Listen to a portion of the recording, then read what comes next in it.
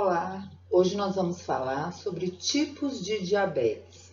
Uma dúvida muito comum no consultório, porque muitas pessoas chegam às consultas sem saber exatamente qual é o tipo de diabetes que tem.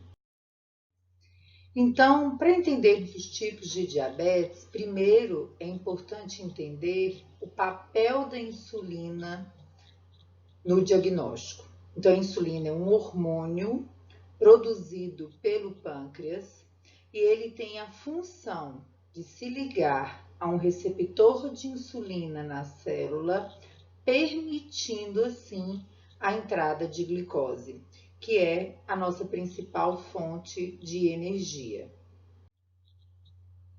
Na ausência de uma quantidade de insulina adequada ou de uma ação insuficiente, o que é detectado é um aumento de glicose e assim é dado o diagnóstico do diabetes. Nós temos diversos tipos de diabetes, sendo o mais frequente o diabetes tipo 2, representando cerca de 90% dos casos, seguidos do diabetes tipo 1 e o diabetes LADA, que é o diabetes autoimune latente do adulto. Respondendo por uma parte em percentual menor, temos o diabetes gestacional e os demais tipos de diabetes, como outras doenças endocrinológicas que podem cursar com aumento da glicose, síndromes genéticas, o diabetes induzido por drogas, por medicamentos de quimioterapia.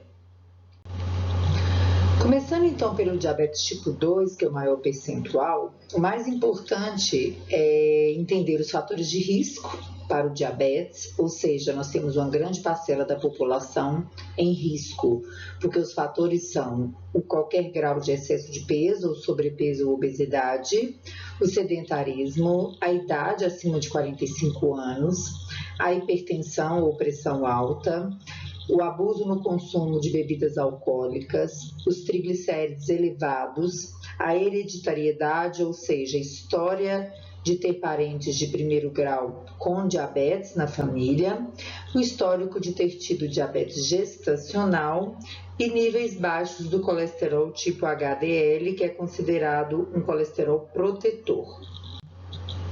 O diabetes tipo 2 tem vários mecanismos, essa figura é só para mostrar para vocês que não é só o chamado a resistência à ação da insulina, como se acreditava no passado. Hoje nós temos o rim, os músculos, o cérebro, o fígado, o pâncreas, dentre outros, envolvidos nesta causa do diabetes. O diabetes tipo 2 é importante entender que, embora a maioria das pessoas achem que ter diabetes tipo 2 é nunca precisar de insulina, isto não é verdade. Ao diagnóstico, a pessoa com diabetes já perdeu cerca de 50% da sua produção de insulina normal.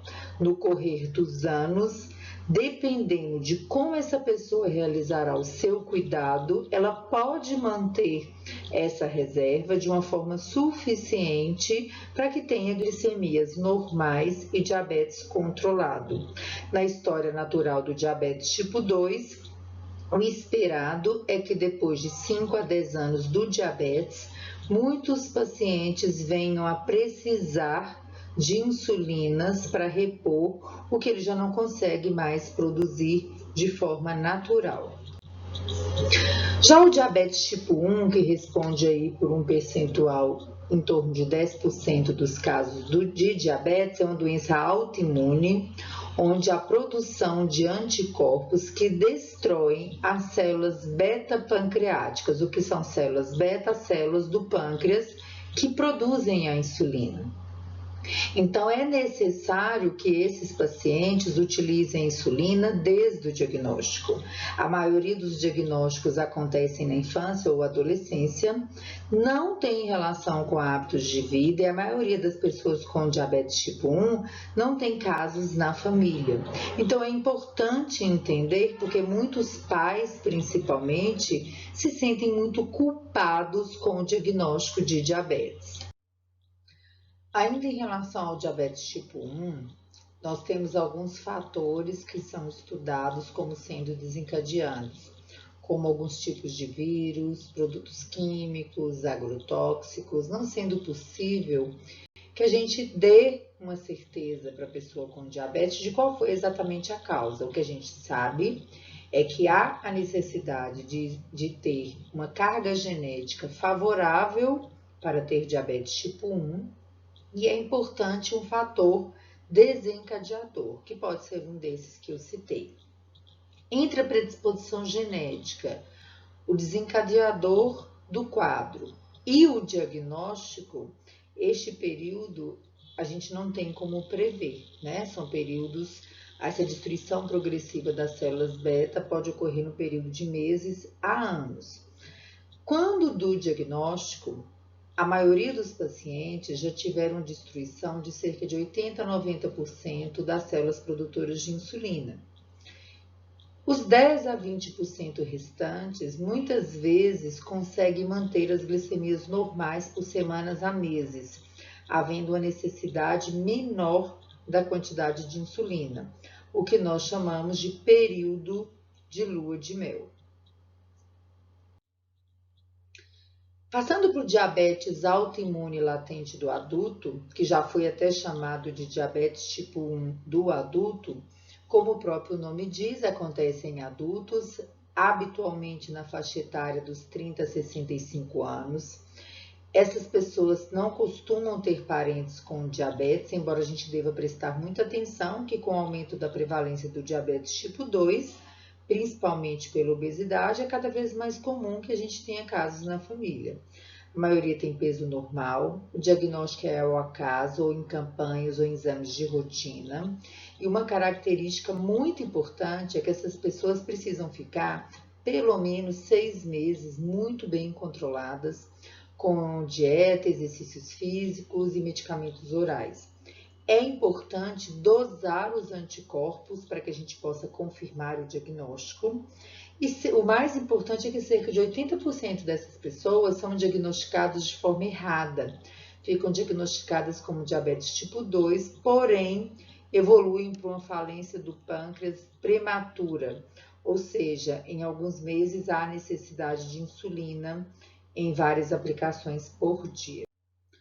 Por fim, nós temos o diabetes gestacional, que é caracterizado por alterações na glicemia, que geralmente acontecem entre a 24ª e 28ª semana de gestação, quando é dado o diagnóstico. Habitualmente, após o parto, essas glicemias voltam ao seu estado normal. As que são diagnosticadas com glicemias elevadas no início da gestação ou que permanecem com glicemias elevadas após a gestação são as pacientes que precisam ser melhor rastreadas, porque muitas vezes elas já têm o diagnóstico de diabetes tipo 2 e iniciam a gestação sem diagnóstico prévio. Todas as mulheres que têm diabetes gestacional são pessoas que estão em risco aumentado para diabetes tipo 2 no futuro.